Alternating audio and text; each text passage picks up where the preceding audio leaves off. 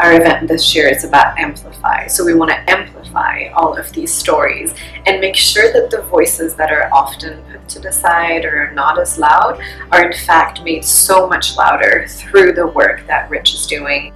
And in a sense, the celebration is a celebration of all these voices and of all these stories. So anyone who comes to the celebration can become part of this beautiful song of all these stories coming together and making the humanities a really culturally important part of what Rhode Island is.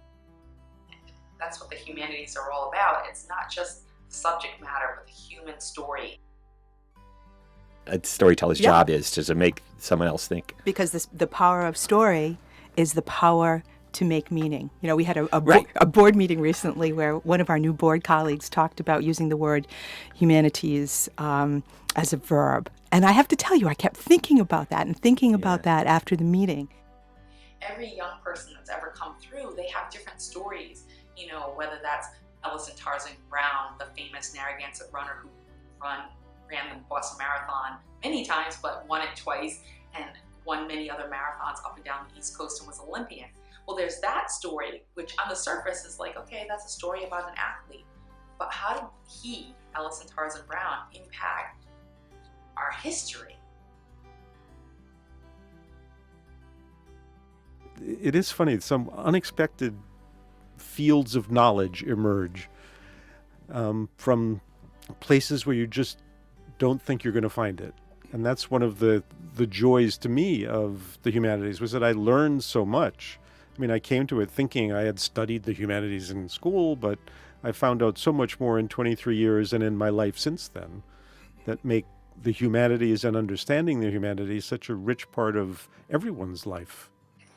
To me, it's opening that discussion. And as I said, when I founded this organization, it was exactly that, opening a discussion and raising awareness about what does it mean to be Latino or a Hispanic, and sitting down with people and not only showing them through the way somebody dresses and the different kinds of foods that we either share or don't share, Spanish, you know, just having a discussion rather than just assuming that what you watch on television or hear just randomly on the street what a Latino might look like, or reading the newspaper. I think the humanities are important because I think the stories of who people are and what they are, what they do, where they came from, where they are presently and where they are in the past is really important for us, to kids especially, as well as us, to get to know who people are and to feel like we have a sense of place in the context of the bigger world, and also learn about other people and cultures around the world is really important, because we want our kids to be engaged citizens. We want them to be mindful of who they are and the people around them, and to actually care about what's going on in the world around them. So understanding the past and the present and looking towards the future, I think, is really, really important. Amplify, obviously, means to grow or to expand, right? To raise, right? So there's a kind of urgency to that, which I think is interesting.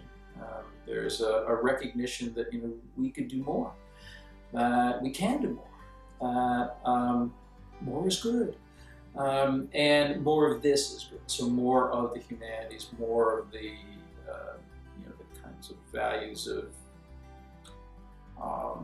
responsiveness and responsibility that the humanities provide. We need more of that, in our society and in our daily lives.